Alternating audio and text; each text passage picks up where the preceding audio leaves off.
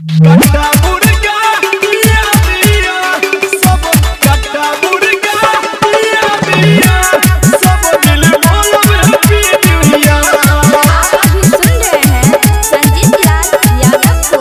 साल बदलै छै बदहल अपन बतिया पूरी सब्जी हटा आई रतिया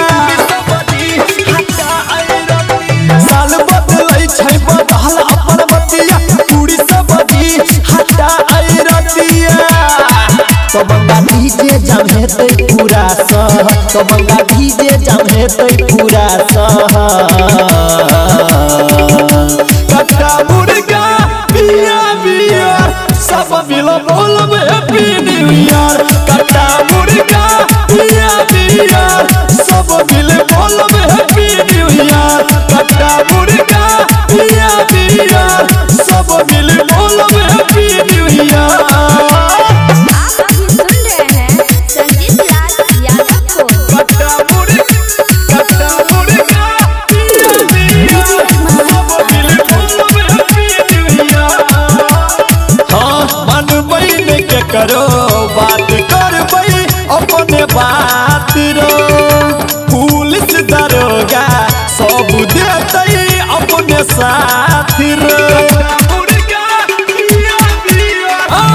मन बहन के करो बात करबै अपने बात रो पुलिस दरोगा सब देतै अपने साथ रो तो मंगा डीजे जम हेतै पूरा शहर तो मंगा डीजे जम हेतै पूरा शहर कट्टा मुर्गा पिया पिया सब मिल बोलब हैप्पी न्यू ईयर। कट्टा मुर्गा पिया पिया सब मिल बोलब हैप्पी न्यू ईयर। कट्टा मुर्गा पिया पिया सब मिल बोलब हैप्पी न्यू ईयर। आप अभी सुन रहे हैं संजीत लाल यादव को। कट्टा मुर्गा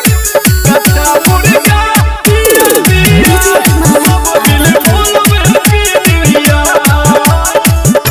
संजीत लाल का है छोलो ले 1000 मंजित बाबू से जाके कोले तू बिचारी। हाँ संजीत लाल का है छोलो ले 1000 नीतीश राज से जाके कोले तू बिचारी तो मंगा डीजे जम हेतै पूरा शहर तो मंगा डीजे जम हेतै पूरा शहर कट्टा मुर्गा पिया पिया सब मिल बोलब हैप्पी न्यू ईयर। कट्टा मुर्गा पिया पिया सब मिल बोलब हैप्पी न्यू ईयर। कट्टा मुर्गा पिया पिया सब मिल बोलब हैप्पी न्यू ईयर। रे मंगा न रहे थे हर भजते।